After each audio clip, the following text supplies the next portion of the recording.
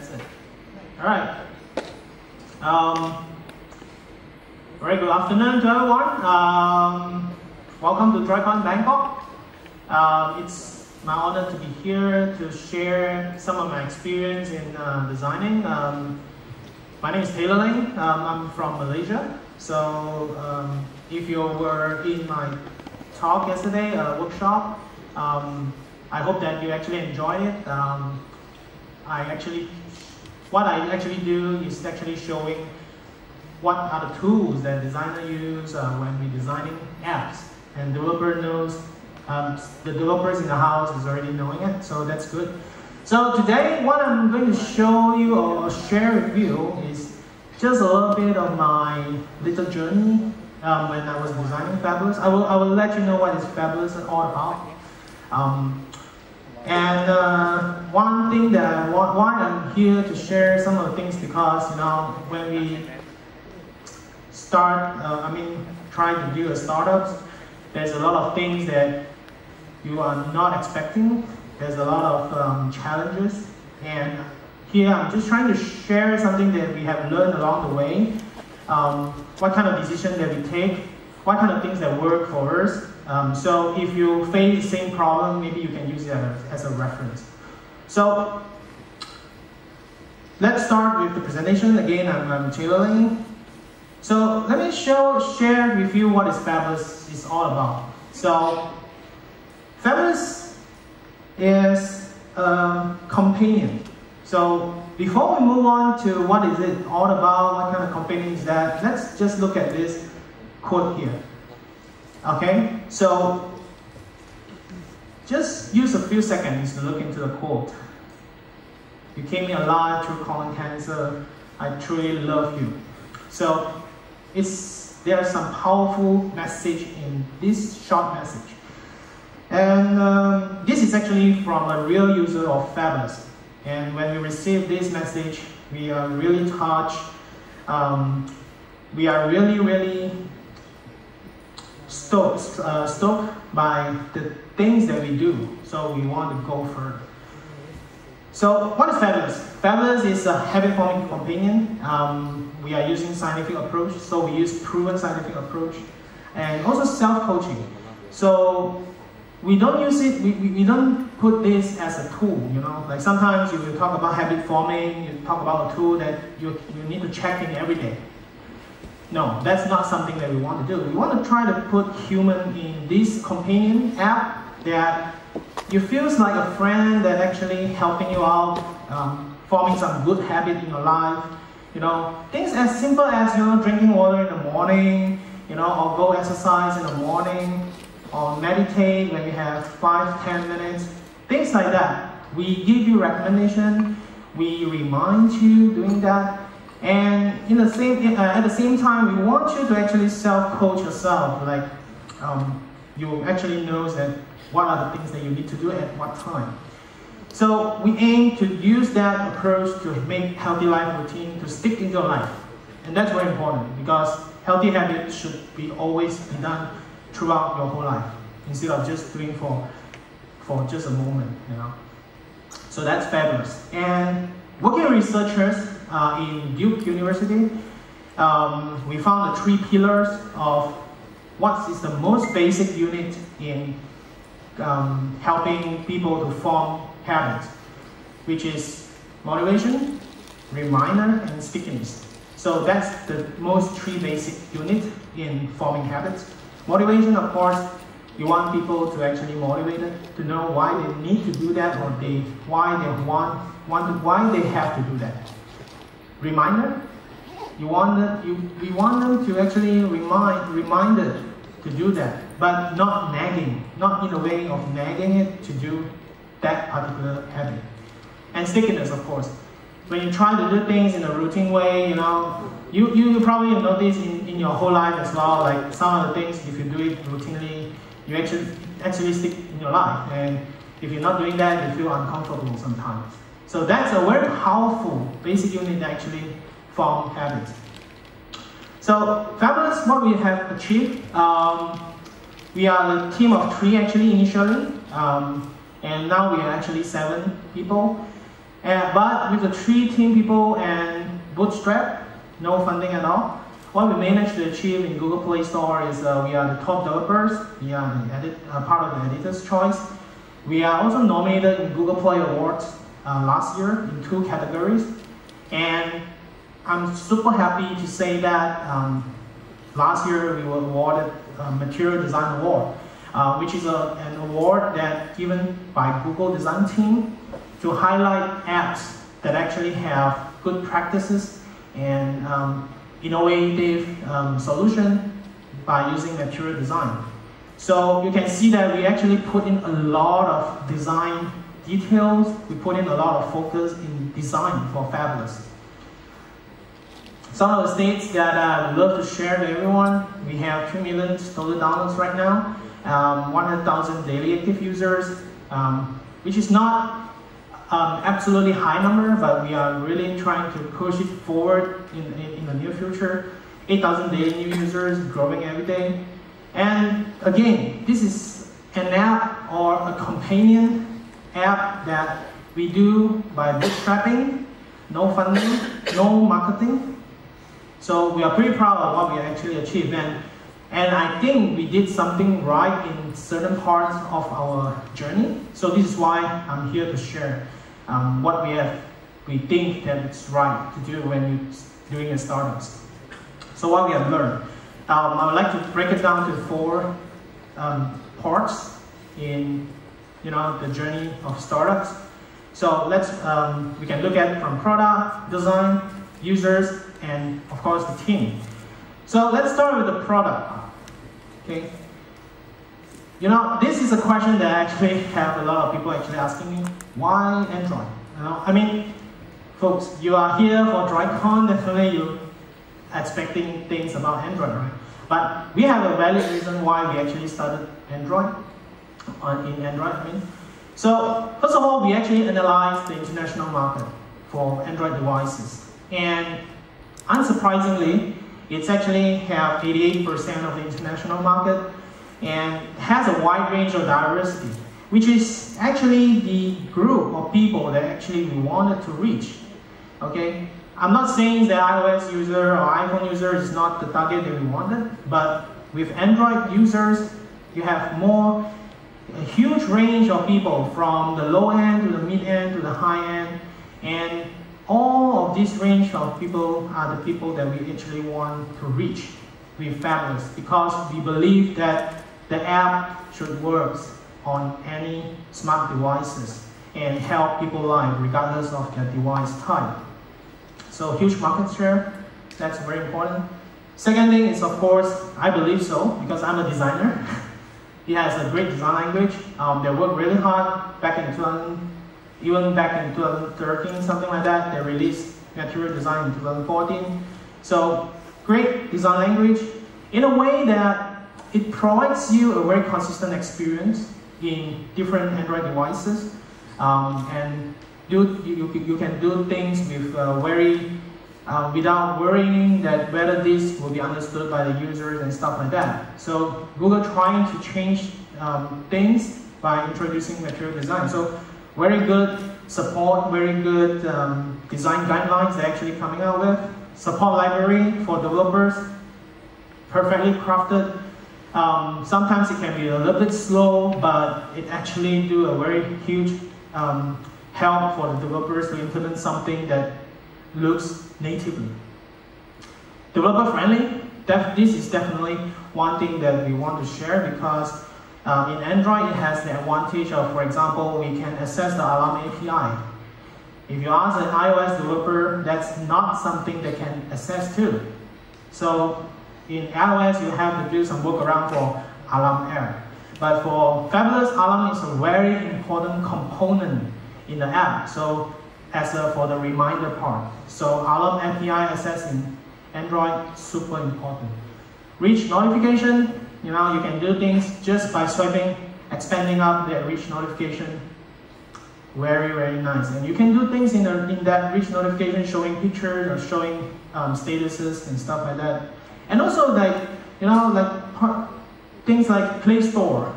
They also have things that you can do experiment. Like you know, you can put up these images and then you do A/B testings, whether this works well or that works well for conversion. All this means a lot to a startup because we actually need all this data to do growth hacking, to go further without actually spending too much money to do researchers and stuff like that. So all this support from Google is very appreciated. So takeaway from the first part is, if you actually have a very scarce resources and you're first starting out, you can consider Android as your primary platform. But of course, it depends on your target users, the location and stuff like that. But I think it's quite safe to start from Android because for us, I mean, we started out the company based in Paris. I work from Malaysia, but our app main target user is in the States. It's in the US. So, I mean, location-wise, it doesn't really matter as long as you have the aim to actually go global. So that's a takeaway one. MVP, and minimal viable product. So why I'm sharing this because I think it is a very important piece in startups because everyone in the startups is greedy in a way that you wanted to have every single features to be available to the user so that they can enjoy what you actually envision. But the fact that when you want to build a product, it's going to take time. And it's impossible for you to actually squeeze in every single features in it. So MVP is very important to actually know where to stop and where to start. So a lot of time, I actually even work with a few startups.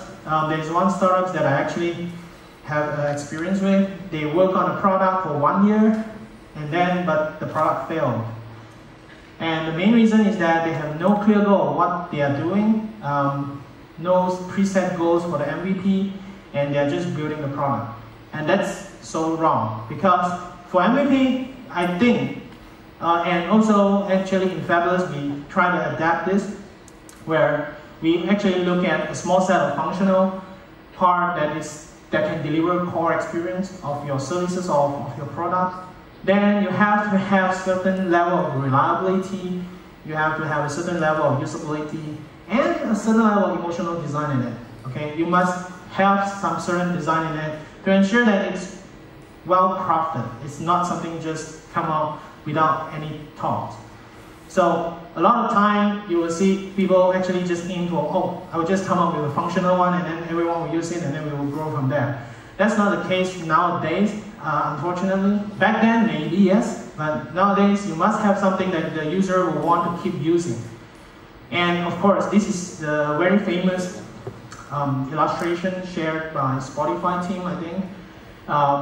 You know, you build MVP like this. Okay, if you want to have a traveling experience, or you know, like just from point A to point B, you start from the skateboard and then you go on and build a car. You start from initially giving the core experience and then you enhance from there. Not like you're building just a tire and then another tire and then build a body. Not at every stage you won't have you won't have the ability to actually deliver that core experience. And another way of looking at it in an app form, this is a very nice illustration shared by Luke. He highlighted that, you know, like the photo app, the camera app in iOS, you know, from the start, it's just a very simple app with a viewfinder, with a button, and with a photo preview. That's it. And that's on iOS 2, the second version of iOS. And as you move on to iOS 10, you can see that the app itself still delivers the core experience, which is taking photos. But at the same time, they actually improve, giving more features, enhance the experience, empower the user even more as you go on. So this should be the way for you to build apps if you are starting out. Okay, starting out with the core experience and then you build from there. Very important, because you do not want to start building this one from the ground up. It's just going to waste too much time without validation, and you're probably going to have half-baked experience when you're building like this. So for Fabulous, this is actually the interface that we have, fully fully appreciating the beauty of material design with some of our own innovative in terms of the visual and also interactions. But if you look at how we started out, okay, this first one is actually the very first design draft that we come out after we brainstorm about the idea. And you can see that we're trying to squeeze in a lot of stuff in it. When you look at it, there's so many things that the user have no idea what's happening. And as we go along, we think that, oh, no, this is not the way that we do MVP. So we start cutting out features, putting in stuff that we think is really, really crucial for the users to have that core experience. So this is actually the MVP that we have. A simpler user face with the things that we wanted the user to actually experience, and only one journey. By journey, we mean a story that you can follow by just one journey. And then we get tons of good feedback from the users, like how we can improve this, how they are actually using the app, how they actually, how things change when they are using the app. And we think we make the right choice, building the MVP for a very simple, very minimal set of features before we going into this. And for the redesign, actually from this one to this one, we took 9 months. So that's a very lengthy process, lengthy development, but we feel confident because we know what we are doing is absolutely right for the user. So take away for this. If you are starting out, you have an idea, before you actually build MVP, of course, you must ensure that you are solving the right problem. Once you're able to ensure that you are solving the right problem, have an MVP built with minimal set of features that solve this, what I would say, non-imaginary user problem and deliver core experience. Very important. This is the base for you to start building for the next version. And if somehow this thing doesn't work out, hey man, you only spend probably 1 or 2 months and that's it. You can pivot to something else or you can build something new. So not wasting your time for the whole years of building a product that no one actually wants to use. So that's a waste. So let's move on to design. You can see that I probably will focus a lot more on design because, as I said, Fabulous focus a lot on design, and there's always some reason why we are doing that. So first of all, this is just more like an idea to you that a lot of time people will think design is art. Well, you're just drawing that, you're just building that interface, beautiful interface, looks flashy, looks nice, fancy. But in fact, actually design, when you look at it, it's not just about art. A lot of time in Fabulous, what I do, besides creating the interface, we actually use data. We actually use a lot of data from things like from feedback from the users, and then data from the Google Analytics and stuff like that, the click rate and stuff like that, to ensure that we are actually providing a correct solution. And what's wrong if, let's say, somebody is not using that efficiently. So we use data to solve problems. And of course, the very important thing is to achieve business goal, because you don't want to build a product that actually have no business model or no business plan. So you also want to build something that actually can achieve your business goal. Like how do you push a little bit of the sales to the user through some channels, some way to actually encourage them to actually buy the app or stuff like that. And that should be part of your design process, because you are not designing for an ideal world where you do everything for free and the user will be happily using the app for free. That's not the case for most of the time. So when you have a problem, you do not want to focus on the visual part. It's not about the visual. You first have to figure out what's the solution for the problem. And once you have got the solution right, you talk about things, the other things behind, like visual or the interaction and stuff like that. But make sure that you got the solution right. And how do you know that it's right? Okay, we have no say because we are the product maker. Users will tell us. So through the statistics, how do you get statistics? How do you know that users is loving it or hating it? You can do user testings, or you can just ship it if it's not too bad, or if it's not going to be too dramatic. You can do A/B testings. You test 2 solutions at one time for 2 different groups, and then you get the statistic, and you know whether your solution works. And so let me show you one example very quickly in Fabulous. So what we do is actually testing just a button, how users actually tap, whether the user is tapping on the button to continue. Because the strange thing is that in this screen, this is the only way that you can proceed. If you are not tapping this, you're just stuck here. So when we first starting out, we have this design where we have like a semi-transparent button there. We have no animated clue that you can tap here. So we just push it out, and we found there's a problem because only 70% of the users tap on this play button to continue. And we were just wondering, like, what is happening for the 30% of the users? So we were quite puzzling, and then I was just suggesting, like, hey, why not we just do A/B testing to see whether we can do some improvement on this. So we go for a solid button, a solid color button with the glowing animated effect, like to invite you to tap on it. And I mean, we're really happy because it goes up to 92%, which is a 22% increase for the click rate. But there's still one question remaining. Where is that 8%? We have no idea. We are not solving that because certain times you can't actually solve a problem. The click rate or the tap rate for this particular button, and through the A/B testing, you already know the results, and that should be the way you go. And then if you want to get back that 8%, you can try something else. But A/B testing is very important. So take away from this is that when you talk about design, don't think about it's just an art. Like we don't just come up with pixels and stuff like that. It's more than that. It means creating solution for a problem and within constraints. We have a lot of constraints, like we have this screen size, screen space constraint, technology constraints.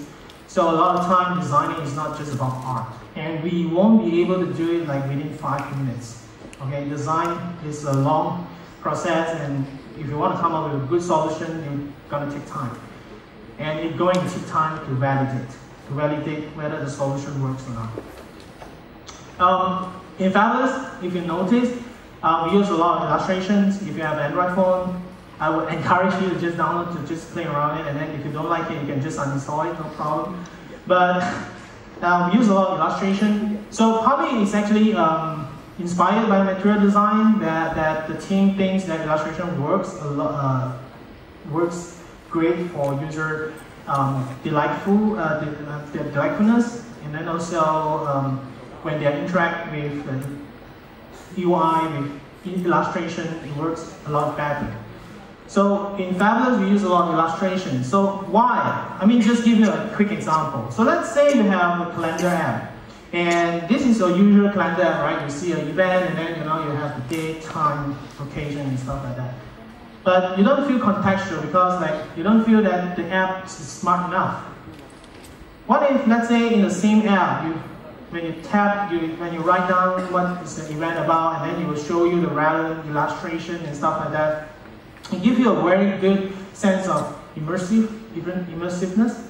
Like, oh, this app actually knows what I'm going to do. So one example is that if you use Google Calendar, when you set up a meeting for dinner, you just type in dinner, the next thing that you see is the illustration for dinner. That's pretty cool, right? But I mean, of course, there's no functional part of it, but it's more on the emotional design where it makes you think that the app is smart enough to know what you're doing. So using illustration in your app gives you the opportunity to deliver this immersive experience, the contextual experience that they know something that they are going to do next. Like exercise. I mean, you won't know what kind of exercise they are doing, but by giving an illustration of exercise, you actually give them the motivation to do that. So this is why in Fabulous we use a lot of illustration just to give that contextual experience. Excitement, of course, sometimes you create excitement and, also, as I said, emotional. You see something that it can actually create certain emotional experience in your when you're using the app. And for example, in Fabulous, this is just a few illustrations that we use. Like, you know, the first one, when you look at it, you feel excited, happy, you know, some kind of celebration. And then the middle one is more like, oh, a very cool, something very, you know, elegant, something like that. Or if you look at the last one, oh, you feel sad because you look at the sad face. So it's a very powerful tool. Illustration is very powerful. Of course, it's not suitable for every kind of app. So I would just say, if you are building something that is, you know, you don't want to make it just a tool. You want the user to have some human side, to experience the human side of the app. Look for the opportunity to use illustration, you know, to delight the users. Even during the frustrated situation, you can actually change it to a less frustrated situation. So find the opportunity if you are able to. Beautiful app is never enough. This is another part that I would like to share, because at first we think that building a beautiful app will be already sufficient to actually means a great product. But when we look at the human behavior model, like the BJ4 model on human behavior, we suddenly realize that it's not enough. So BJ4 model on human behavior says that, like, okay, by these three things, it's more like how humans actually doing something. So you need these three pillars. And it's very similar to how actually Fabulous works. So you have motivation, of course, you have ability, you have trigger. So motivation, you must be motivated to do something. And ability means you must give a very usable ability, or the ability to do that particular things, to make it very easy to do that. So you must have the ability to allow them to do that. And trigger, of course, you must have something to remind or just trigger you to do that. So that's the model for human behavior. But how do you see this when you apply to product engagement or the user engagement with the product? You look at, when you look at motivation, it's more on the value propositions, like why the user should care about the product. So value propositions like why your app or why your product actually helps, how your app is going to help for this certain situation, or how do you empower them, or how do you actually help them to solve a problem. So value proposition is very important, act as a source of motivation. User interface, of course, the ability to do that thing. So in Fabulous, we spend a lot of time crafting the user interface, we tweak things to ensure that this particular core experience is still the most easy to access at all time. Prompts, of course. I mean, you really can't expect users to keep coming back to your app without actually reminding them. So in a way, when you look at the opportunity, when or how to prompt them, it's a very tricky question actually, because you do not want to actually nag them, create a nagging, like just keep coming up with a notification. But you do want to prompt them at a suitable time to remind them what your app how your app can help and what your app is all about. So in Fabulous, we really keep into these three pillars for product engagement or human behavior. So for motivation part, we craft a very nicely elaborated onboarding to let you know what Fabulous is all about, and also let you feel like you are part of the journey. So it's very important. And also along the journey, we give you a lot of information. We send you letters. We give you information that you can keep being motivated to go on and go on and go on. And that's very important, because you want them to be always motivated to continue using your application. And of course, for ability, we try our best to craft the good user interface so that they can use or they can achieve what they want to do with the app. And of course, triggers, very important, right? So what we do here is a very interesting one because we don't always prompt. We have a certain set of time to actually prompt the user or a certain situation to prompt the user to get back to the app. So we are still actually trying to tweak things here and there, but it's very interesting to see that for certain users these are okay, and for the other type of user they are not okay with certain arrangement.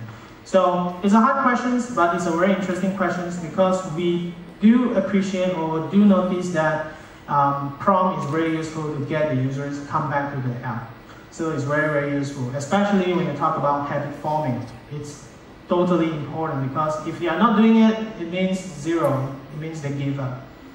So that's very important one. So let's say if you talk about that you wanted to motivate your user to keep engaged with the app or the product, besides nicely designed app, you must try to couple with the relevant prompt, okay, or at the suitable time.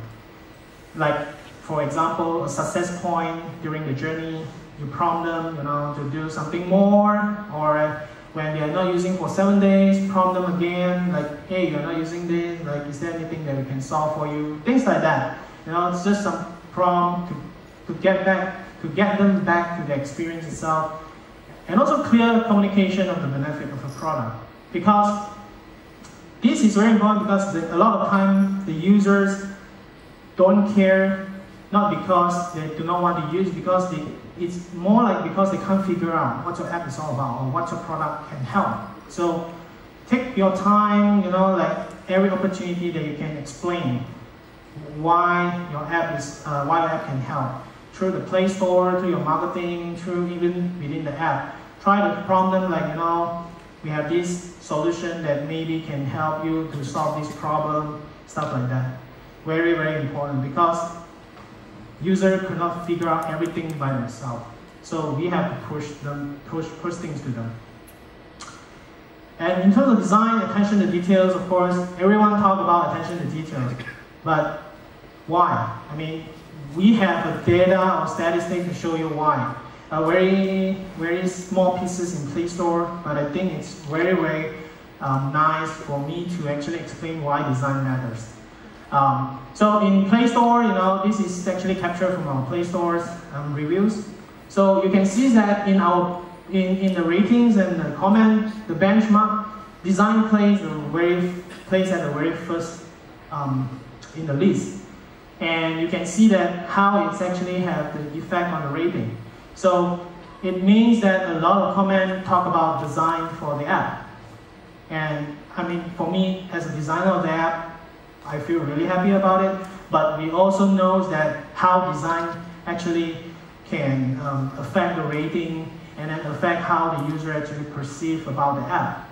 And if you look at something else like number versus the peers, for the app that in the same category, we are nine times more having comments or reviews talk about design compared to the other app. So that shows that users cares about design, and they actually knows how to differentiate between good design and bad design. So it's very important, and this is the hard data that shows you that the users cares. So take away every detail makes the design. Okay. Do not try to like, oh, these things is not important, let's not focus more on this and then move on. Sometimes yes you can, but ensure that every pieces that you put into a product is crafted well enough to handle user expectation and not giving really bad experience. Move on to users part. Very important for a startup, of course. We do a lot of growth hacking, we do a lot of usability tests, we do a lot of user research to ensure that we are going in the right direction. So first experience that I like to share is Hello One Store. So what do I mean by that? A lot of time when you look at Play Store and when you scroll through the review, comments and stuff like that, when you look at 1 star, I think probably everyone will have this emotion, right? Why? Why do you give us 1 star? And initially when I started to look at the reviews, and I get emotionally attached to it because like people who give 1 star, I just don't care about them. But when we look at them, these are the people actually really work really hard to tell you what's wrong. They are the real users. They actually tell you like what's going on and what's not right for them. So maybe they are not the suitable user, or maybe they are not the user that we wanted to target because their expectation is different. That's normal. But in a way, from their feedback, sometimes they actually give a very, very good set of problems or a good set of suggestions that we can take from them to improve the product. So my advice or my suggestion is that if you have a product and then you suddenly have 1 stars, things are not as bad as you think, but you can look at this as a reference. But one very interesting thing is that I remember when we have one time of crash, we have a very strange crash on the app, and then we suddenly have the influx of 1 stars, and then we were like so panicked because we see, oh, how come there's so many 1 stars? And these people are actually telling us what's wrong. Of course, in our analytics, we will have already know there's some crash happenings, but we want to know actually how users experience that. So they tell us that, oh, hey, you know, we are doing this, and then the app crashed. So sometimes it helps, you know, these 1 star users, it helps, and they actually take the extra effort to actually write something to tell you what's wrong. So I would say 1 star users are the real users. I mean, in a way, real users, they actually hit you back to the reality ground. You don't want your app to keep on have 5 star, and then you think that your app is actually absolutely perfect and nothing that you can improve. That's not impossible. That's not possible, of course. But in the same way, like, you know, these 1 star users, sometimes they take their time to analyze things, or they just tell you what's their experience all about, and then you can just look at it, you know, take their feedback seriously, but of course cautiously, because I mean, you can't please 100% of the users. That's a fact. But you try to please as much as you can by building a good product. Conversion. Talk about conversions. In terms of product engagement, this is just like a simple, you know, simple graph. Like when you are talking about product engagement, most of the time you have a lot of engagement at the start, and then at one point when you reach to a success point, oh, it's go really high, and then suddenly it goes down, and then maybe if you trigger again, have a reminder again, it goes up a little bit, and then it goes down and die away, and then the end of the result is uninstallation. So, but when we look at this, when is the best time to convert user into a paying users in terms of, you know, commercializing or monetization? We think we sometimes, or not sometimes, I think we found where is the best point to actually convert them. This works for us, at least for Fabulous. So the success point, you know, what does it mean by success point? Like when the user are in good mood, they are doing something that, or you manage to help them to solve some problem.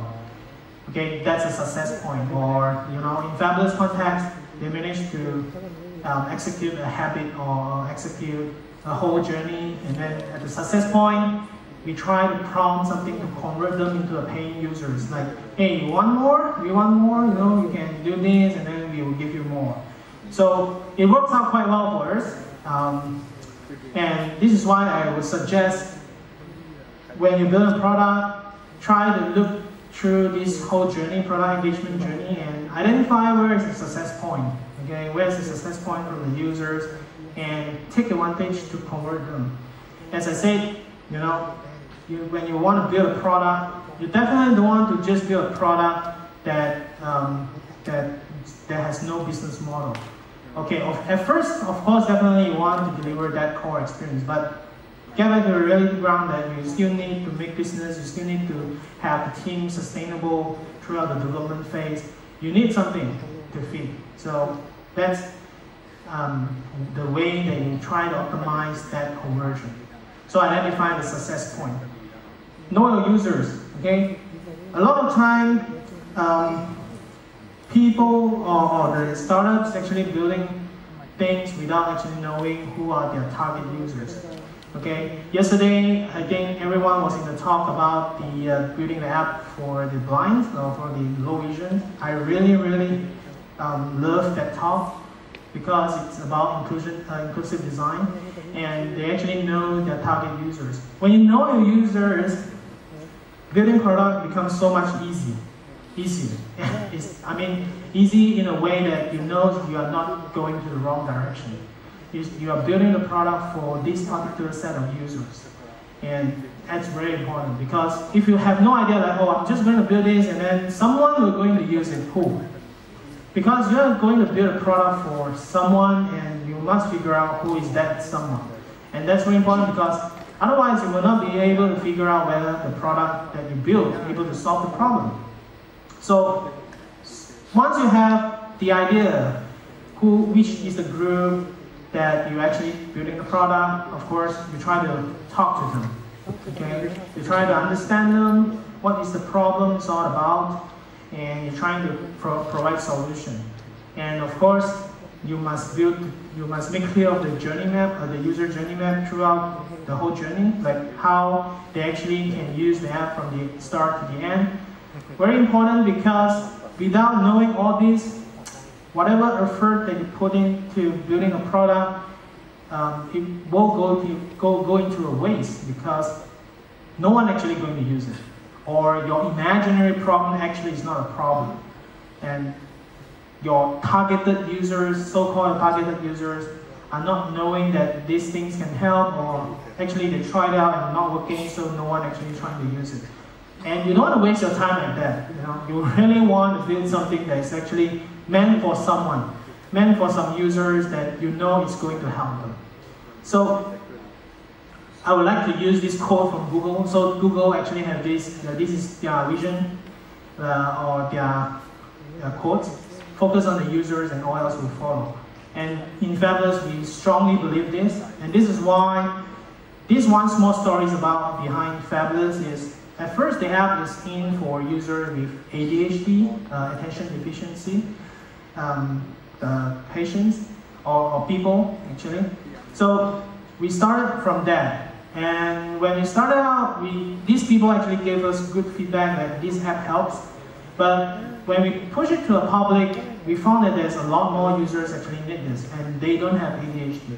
They just need something to organize their life, or help them to form good habits. So we think that hey, it's more than that group.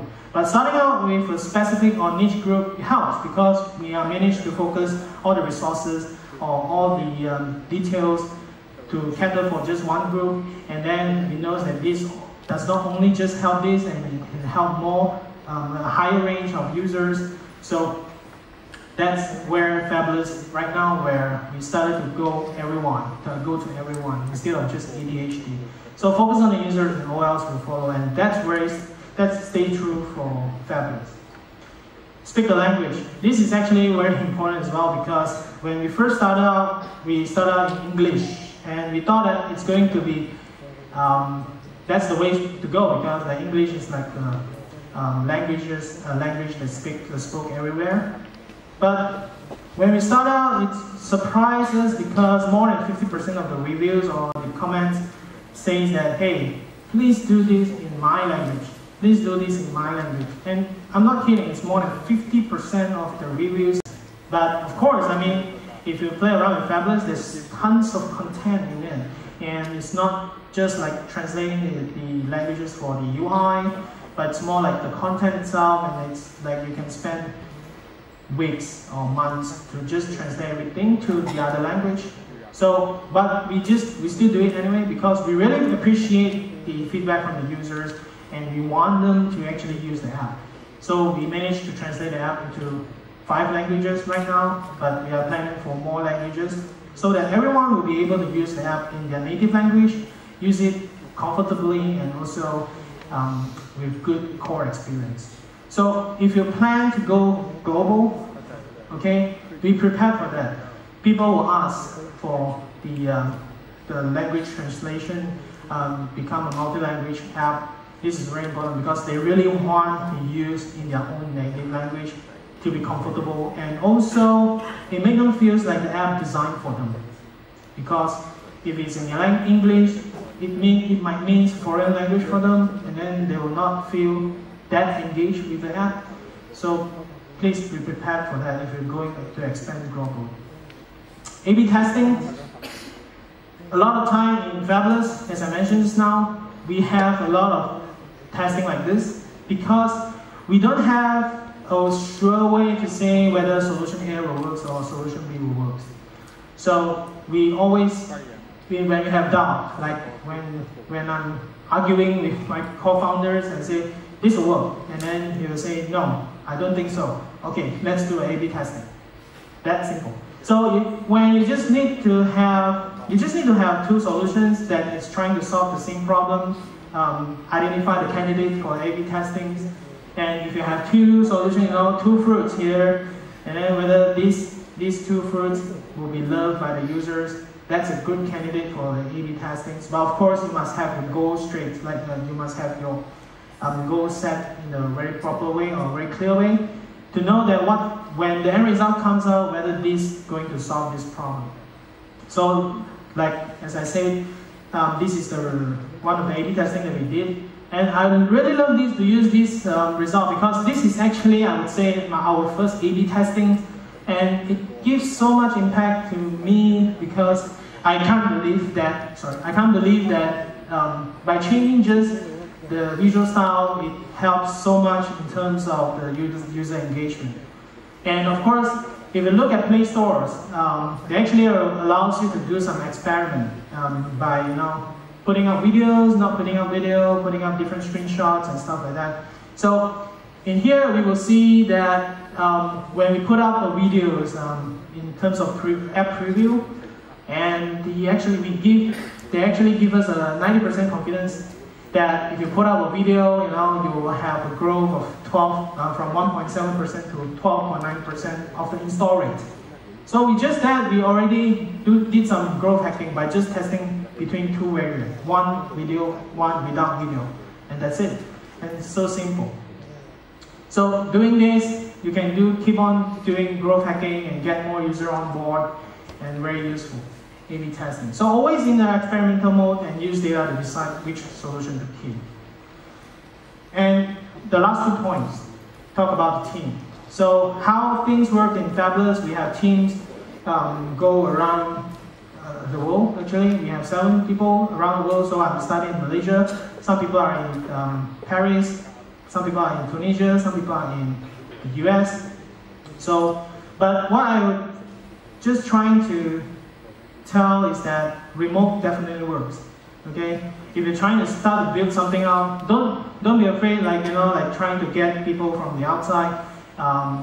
It's just time zone is no longer an issue actually.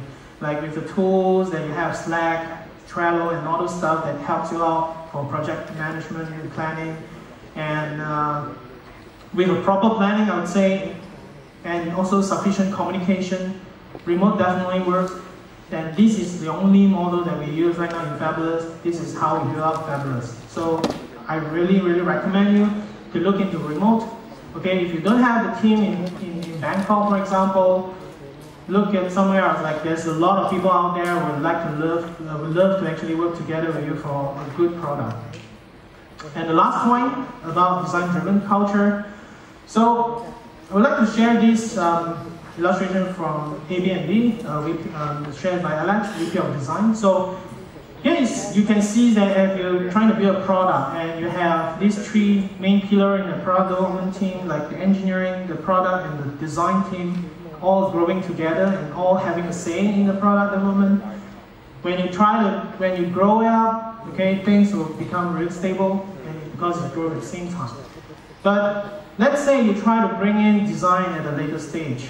Okay, so this is what will happen, and this is always the case when, I mean not always, but a lot of time when I talk to a product company, this is what happens. They will just start to bring in design only when they build something really huge. So that's not going to work, and because you can see when the design coming in the later stage, your product is not going to be stable and not usable. So the takeaway here, I would say, in Fabless, we take a lot of effort in this, trying to involve design and product development as much as possible, or as early as possible. Otherwise, it's too late to fix, and your product will not going to be usable or buildable enough to be used. So with that, I hope I shared something that you can use. And I really love Bangkok actually, because when I look around, there's a lot of things that is well designed, and I think the Bangkok team here is really well. The development scene here is really well, because we know that there's a lot of Bangkok developers trying to do works for the outside, but let's try to do things from the inside and then go global. And that's a very important message that I would like to share. So thank you very much and have a nice day.